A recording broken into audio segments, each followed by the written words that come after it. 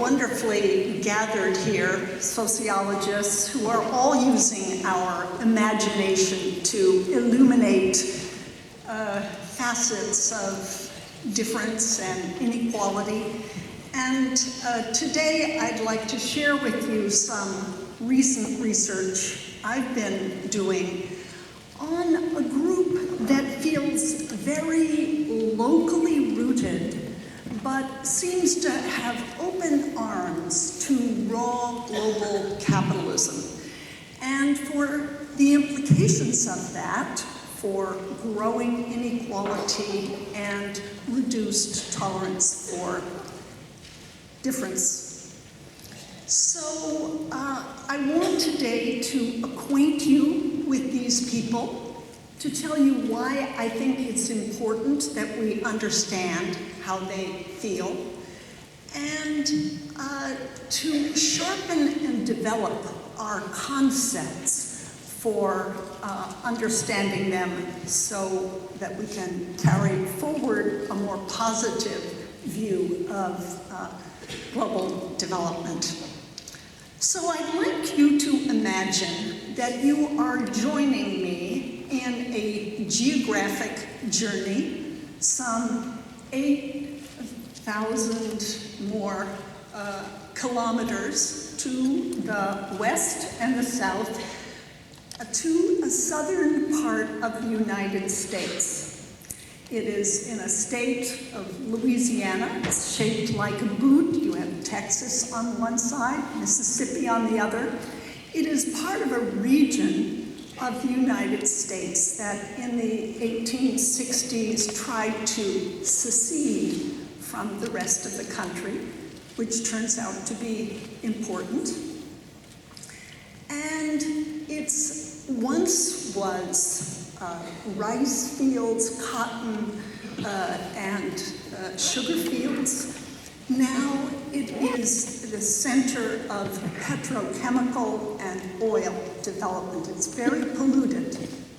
But the people I'm going to introduce you to don't want to regulate the polluters.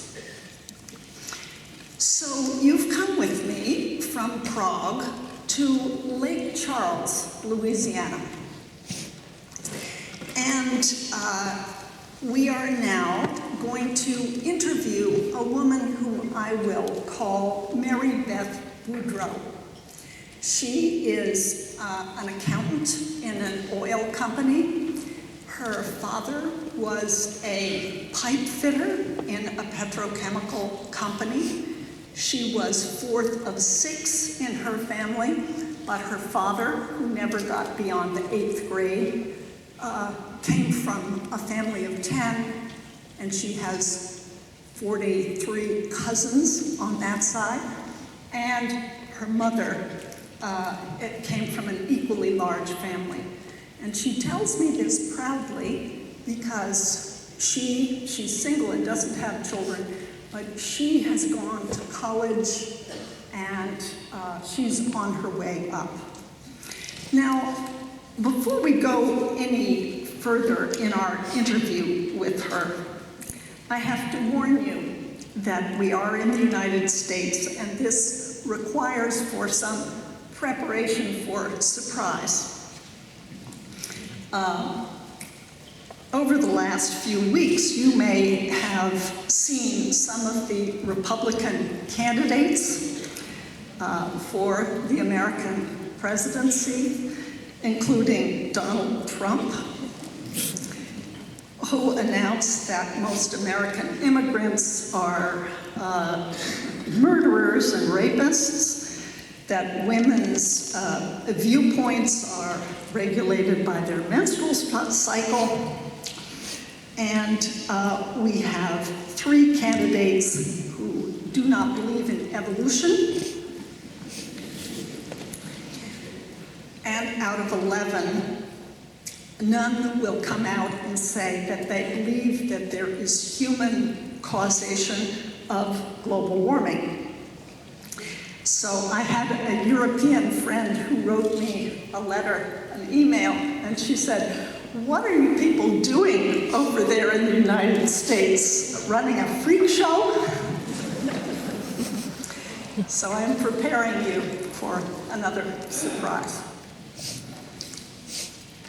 This woman, Mary Beth, let us call her, seems to you very intelligent about many topics, including accounting and geography and history. She reasons very lucidly. She knows that you come from a different culture, and she accepts that. She jokes about it. She has a sense of humor. In other words, she doesn't seem to you crazy, stupid, completely uneducated, mean, or cold.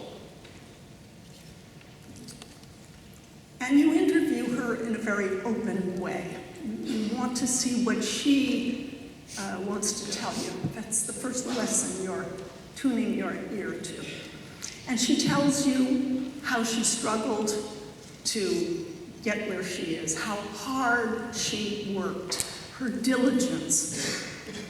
And she tells you also that she proudly didn't accept any money from the federal government, just a little bit of a loan during her college years, which she quickly repaid. And that too seems to be for her a badge of honor. Then you turn to her attitudes toward a variety of things, including the American President Barack Obama. For 3 years before you interview her, she did not believe that the American president was an American. She believed he must have been born somewhere else. And when the long form came out, it was officially shared, that showed, yes, indeed, he was born in Hawaii, then she accepted that he was American, but he didn't grow up like an American. He says he's Christian, but he's probably Muslim. So she tells you about the federal government, that we ought to get rid of some 85% of it. We should cut welfare to the bone. Unemployment insurance, just a tiny bit. Paid parental leave for new parents, forget about it. And she doesn't think we should regulate industry very lightly. Maybe we used to have a problem, she'll say, but it's gone away.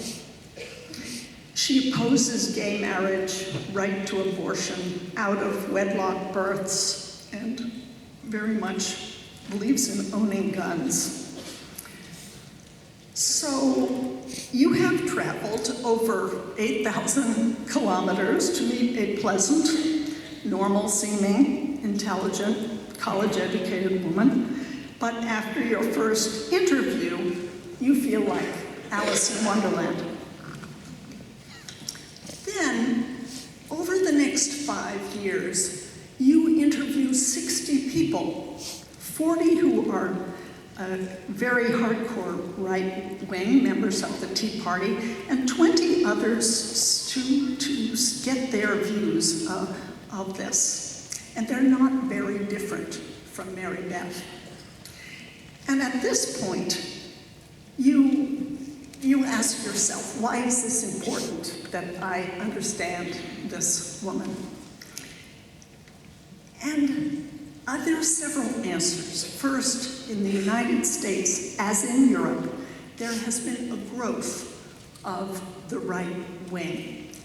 Estimates vary from 18 to 30% of Americans agree with the tenets of the Tea Party, that is the right of the Republicans. Party. And not only has the right grown, but there is an increasing split between left and right.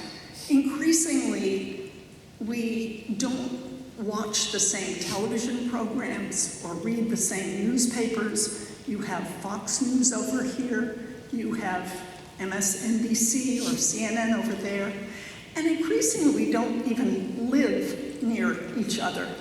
A recent study indicated that when people move, less and less is it to a cheaper house or better weather or even a job. And more are people moving to live in an enclave, a political bubble where others believe as they do.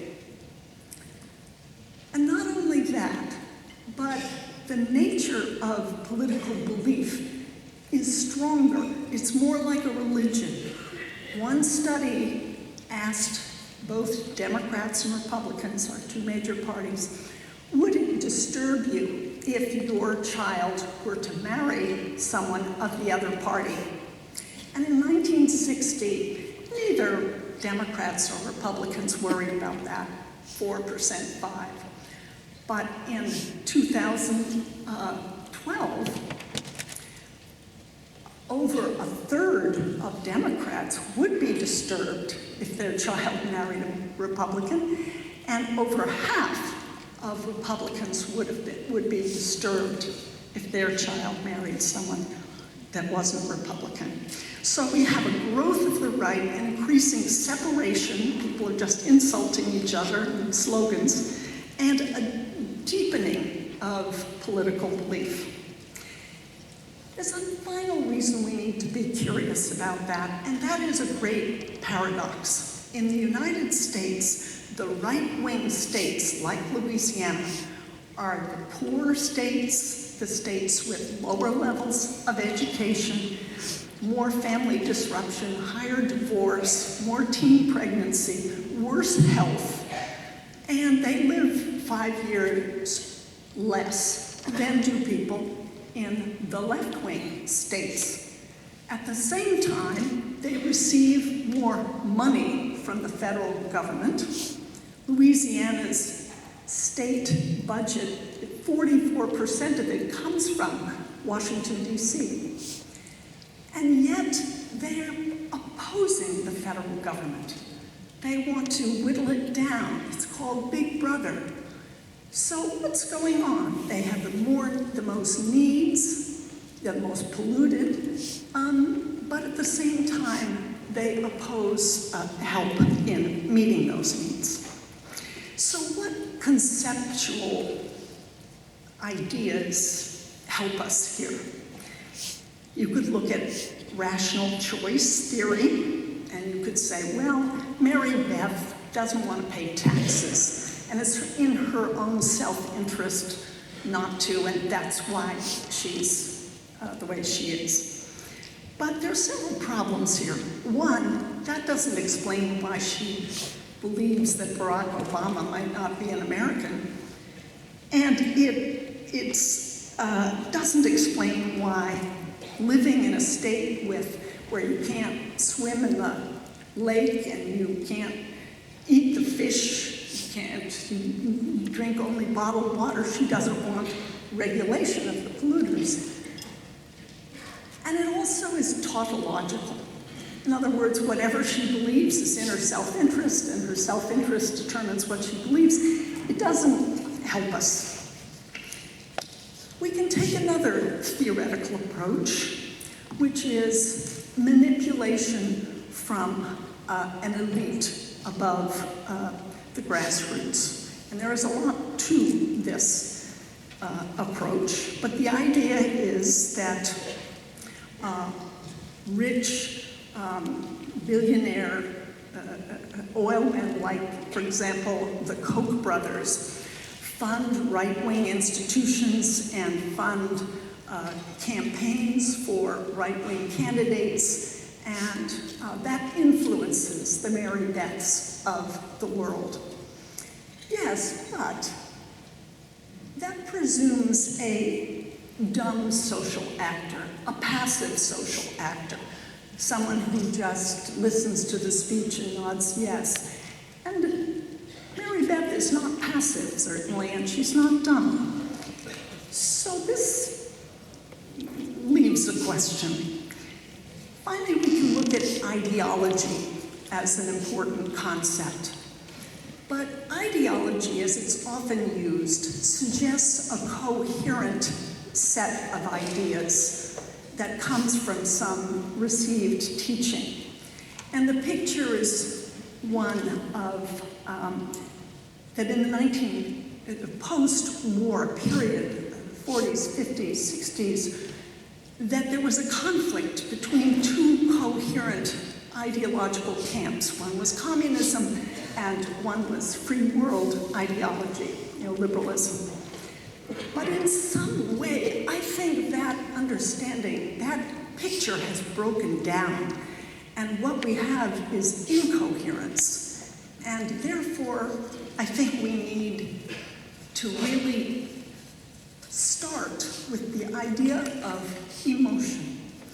What emotion does is put an I in the picture. So we're looking at the self-relevance of reality. And when we do that, I think what unfolds is an emotional logic that gets us farther. We do get to this emotional logic through what I call a deep story. A deep story is an allegorical tale. It's a story about a series of events told in a language of symbols at one remove from a person. A little emotional detachment there. It removes judgment. It removes facts. It's a story that follows emotion and emotion management. You make it up. And later, you go back to your respondent, to your Mary Beth, and you ask her if that describes how she feels. Now, in this deep story, many people are standing in a long line looking up a hill. It's like almost a pilgrimage to a religious site. And beyond the brow of the hill is the American dream. You can't see what's causing changes in that dream. You just see the star at the brow of the hill. And Mary Beth is a white, Christian, older woman in the South, is in the middle of this line. There are many, she's toward the front middle, many poor people and people of color are behind her. And the line is at a stall. It's not going anywhere. And she feels anxious about this. Will the American dream be available for everyone or just a few? Am I one of those few? What's it going to be? And at the same time, she's in what I would call an honor squeeze. On one hand, she feels a strong sense of deserving for the American dream that brings her honor. And on the other hand, she feels put down. First, that her cultural beliefs are not accepted by the rest of the country. She's seen, she actually said this to me, oh, people from where you come from think I'm racist, that I'm homophobic, that I'm sexist, and that I'm a little overweight, which she is.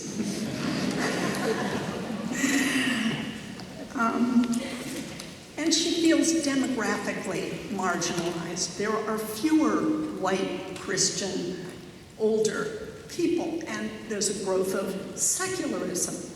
She's very upset, for example, that you can't say Merry Christmas. Now you have to say Happy Holidays, or just plain happy. So she feels like there's a political correctness that has made her feel emotionally colonized and in a smaller group. So she's waiting her spot, waiting to get the dream, but she's feeling this in this honor squeeze. Then some people start to cut into the line ahead of her. And she said, well, who are they? They're not waiting and following the rules the way I am.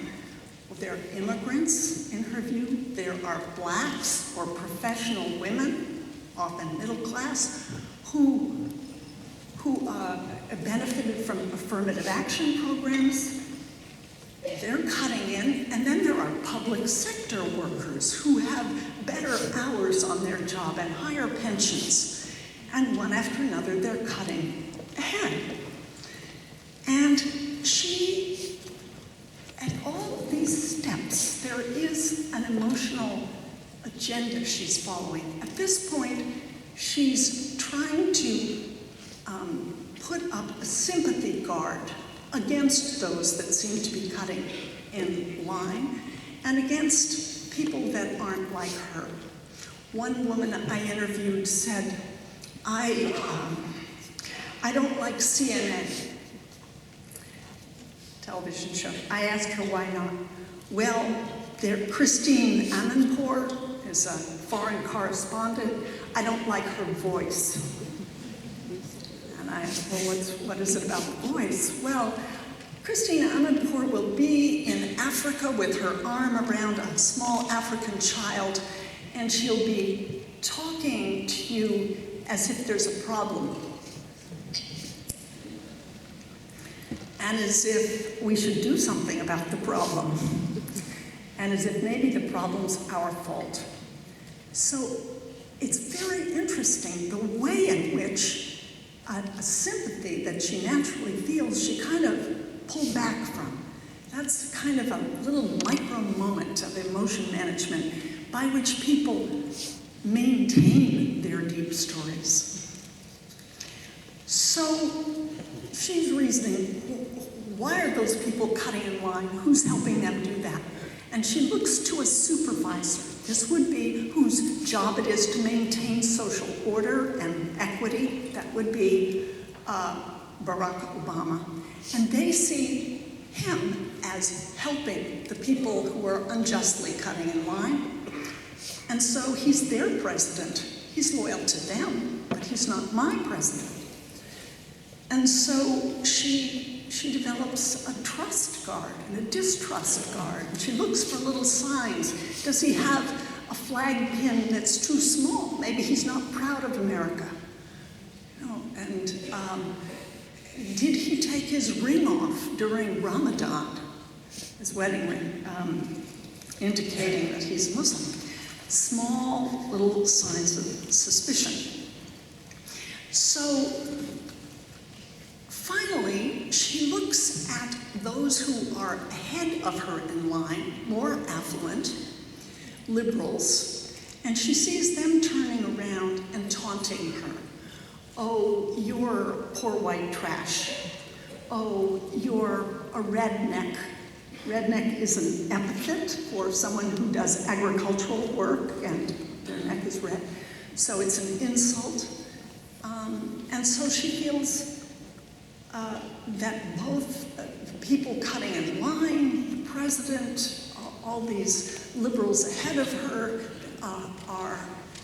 are making her into a stranger in her own land, are making her into a minority of her own, and she seeks nationally fellows who feel the same. So they are imposing their feeling rules about what's legitimate to feel or not on her. Now, she, by turning to others like herself, by divorcing herself from allegiance to the president, she feels she's engaged in an honor recovery, and without the help of the government, indeed in spite of it. So to conclude, what new lessons can we take away from this deep story? First, we can learn what the world feels like if you are Mary Beth, and in a place in a certain social class, race logic. Beyond that, the deep story gives us a closer access to the idea of honor, and the idea that when good jobs in the petrochemical plants, for example, are coming in, then she can base her honor on her work and her earning. But when that dries up, she can turn to other bases of honor. And these are based on church, family, and actually not receiving government help. So The deep story also informs these other traditional concepts we have. Rational choice theory. If people are acting in their self-interest, we have to ask, what is that self-interest? This work suggests that we have to talk about emotional wealth, especially on not just material wealth. Secondly, for theorists of ideology, it adds the idea that beliefs have as their substructure kind of a legitimating function on feeling, so that she feels not only right to be envious and resentful of those who seem cutting in line, but entitled to that, like that's the right thing to feel. And finally, in a theory of manipulation from above, right-wing billionaires indeed do have interests, but they're very different. The interest is in deregulating industry and cutting down government aid and decreasing taxes on corporations. That is the Koch brothers' interest. They have no inherent interest in addressing inequality or diversity. But in fact, they appeal to an interest that the Mary Beths feel in honor. So it works two ways. In the South, there is a tradition of geographic secession during the Civil War from the federal government. And in a way, the national right-wing movement taps into that tradition of secession. In the 1860s, it was a geographic secession. But I believe that the right wing in the United States wants a financial and economic secession, so that it is no longer responsible for the problems of the poor and black and immigrants. And so the two kinds of secession come together. That's why the South likes the right and the right likes the South. We usually assume that when right-wing leaders appeal to the Mary Beths, they appeal to their lesser angels, their greed, their racism, their selfishness, their intolerance. And to some degree, I think that's true. But at a deeper level, I believe they successfully appeal to individuals' good angels, to their diligence at work, their capacity to follow the rules, their local generosity, their church good works, and independence from government. They appeal, these right-wing leaders, to what feels to the Mary Beths like their best self. The deep story finally opens up new questions. What facts does a deep story hide? What does it lead people not to look at? And here I think we have a lot of work to do, that people don't just deny reality. They know it's there and avoid knowing. There's a special zone of seeing and not seeing, knowing and not knowing, and not going to a place that makes you feel the way you don't want to feel. So that's one question. The zone of not wanting to know. She knows about global capitalism but doesn't want to know. And for each deep story, there is a practical strategy. In other words, a strategy for addressing the problems of global capitalism. And I think the right-wing Mary Beth strategy is to circle the wagons around home and church and local community and say, we don't need a really effective public sector, just home and church on the one hand, and then get on bended knee to capital. Petrochemical comes in and says, we don't want you to regulate us, and they say, yes, don't worry, we won't. And the company comes in and says, we don't want to pay corporate taxes, fine, we won't. Just come, just give us jobs. And so this is kind of actually the practical consequences of that deep story. Now I think the left and liberals, we have our deep story too. And we're assembled around a public square, and we want an important, vital kind of set of public institutions that we all can share. And we fear the erosion of that. But each deep story leads to a different strategy for handling the scary prospect of global capitalism. So luckily, there are other, I believe, better, more positive, practical strategies to offer so that we can imaginatively address issues of difference and inequality in this sorry but very improvable world. Thank you.